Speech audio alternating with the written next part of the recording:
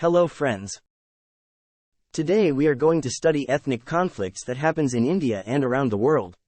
So, first of all, let's understand what an ethnicity or ethnic group means.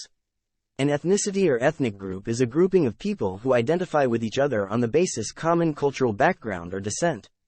Cultural background includes language, caste, religion, region, sex, etc. An ethnic conflict is a conflict between two or more contending ethnic groups. It is important to know that ethnic conflict is a big internal security issue for any nation or country, and that's why we are studying it. As we all know, a nation is a nation only till its people have a feeling of brotherhood among themselves. Ethnic conflict weakens that brotherhood, which often sometimes become a very serious security issue for the nations. So let's now understand the background of the situation, why tribals are protesting against the proposed survey and also against the inclusion of Meiteis in ST category. Meiteis are the majority community in Manipur, comprising around 53% of the population. Tribal communities account for around 40% of the population. Most of the Meitei community people have OBC status, and some of them are listed as SCs.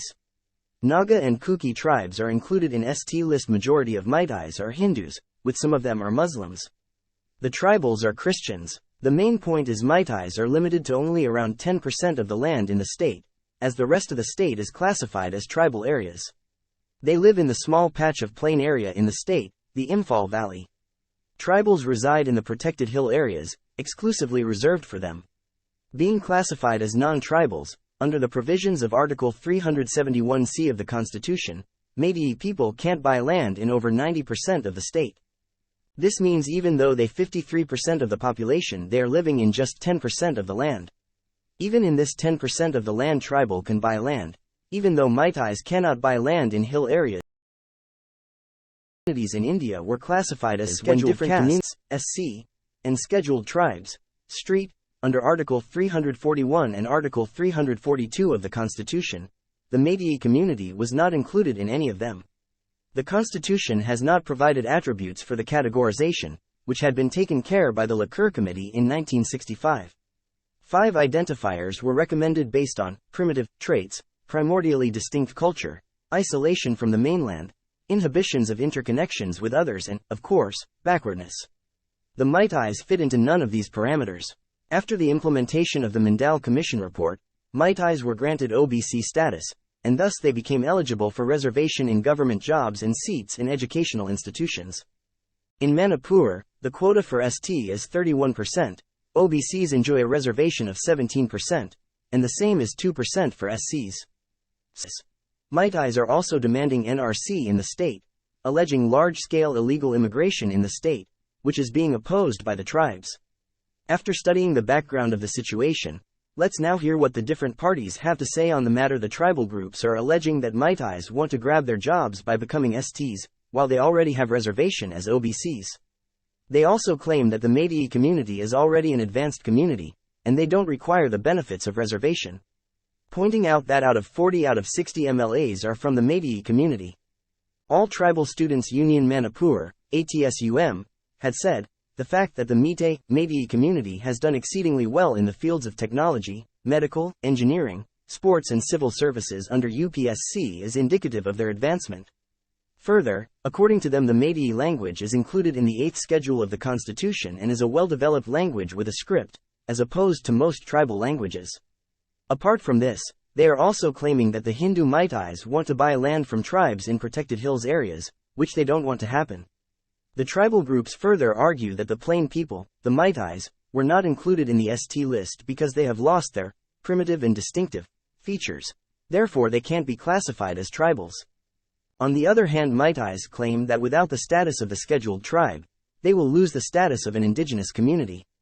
According to them, it is not about reservation in jobs and educational institutions and tax relief, but it is more about protecting the lands, culture and identity of the people, which can't be protected without ST status.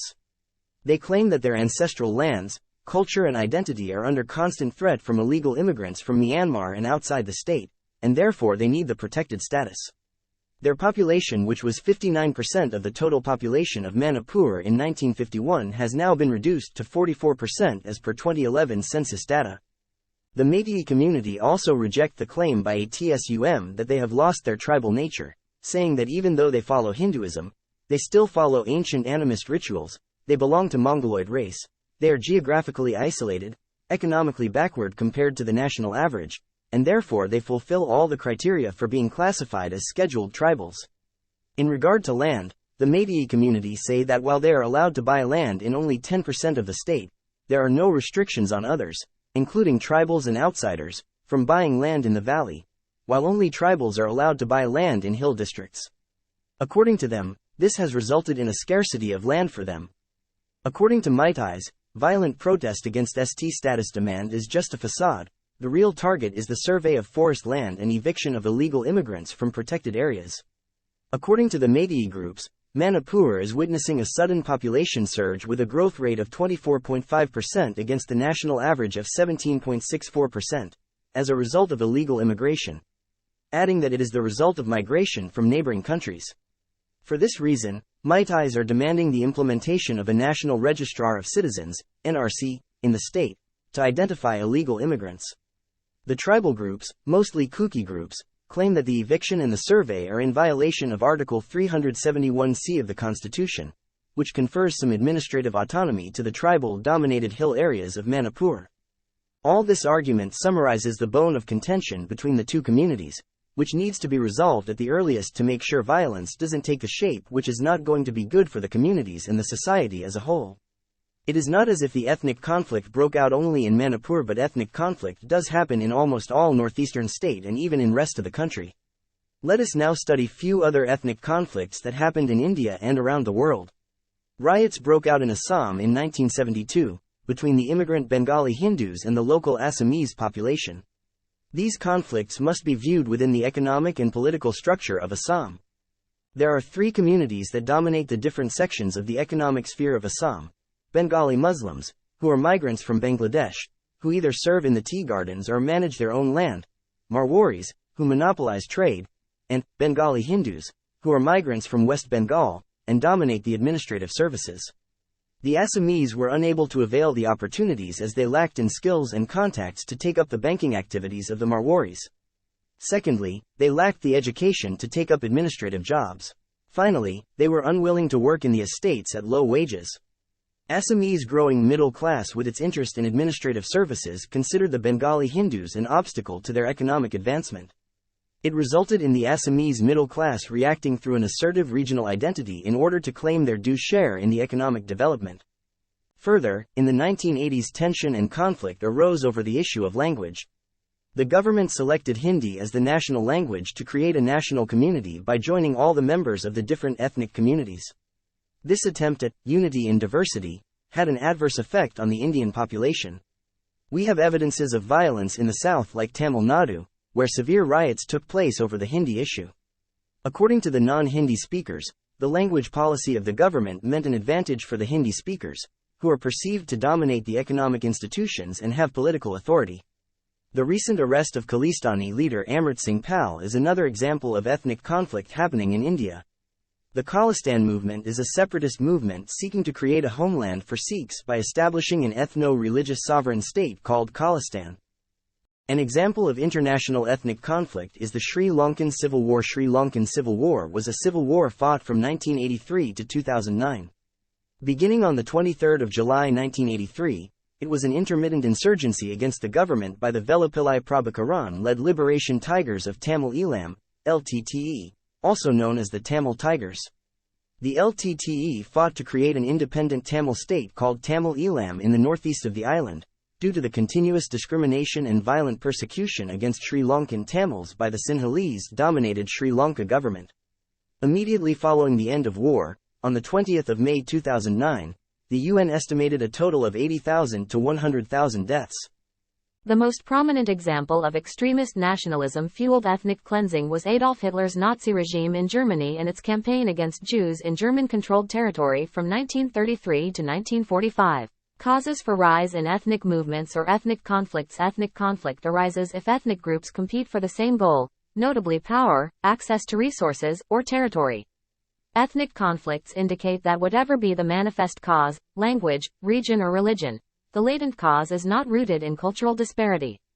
They can be broadly divided into two categories: First one are underlying causes, which includes religion, unequal distribution of resources, social inequalities, political factors, etc. And the second category is proximate causes, which include sudden changes in economic conditions, rivalry between ethnic groups, conflicts in neighboring areas, and exploitation by political authorities. Manifestations of ethnic conflicts in India. The challenge posed by ethnic groups in India have taken the form of autonomy movements, secessionist movements, insurgency, and violent conflicts on the basis of identity markers such as language, religion, tribe, caste, etc. In the northeast region of India, ethnic conflicts have assumed secessionist and insurgent proportions. Another inter-ethnic conflict that has persisted in urban Indian politics is the one between the locals and the migrants. The self-determination movements like Khalistani movement. Solutions to the problem of ethnic conflicts. A coherent and effective response to ethnic conflicts has to keep in mind the common as well as the unique factors, which account for clashes between groups of people. Some insist that so long as economic inequalities exist, such clashes are bound to persist. Since it is not easy to end economic disparities between people, ethnic conflicts will also not be easy to stop. Before looking at the long-term solutions to these problems, certain immediate steps can be taken. The first step towards the sustenance of communal harmony is to identify the causes that flare up riots. These are rumors, suspicion against the other community, building up sectarian feelings amongst people by religious heads, local political parties, and self-styled leaders. To overcome these, it is important to induce encouragement in people to widen their perspectives, to keep an open mind, and to be tolerant towards others. This can be achieved by encouraging the members of the different communities to have a dialogue with each other. This would help in understanding the other community and also reflect their own limitations and the possibility of overcoming them.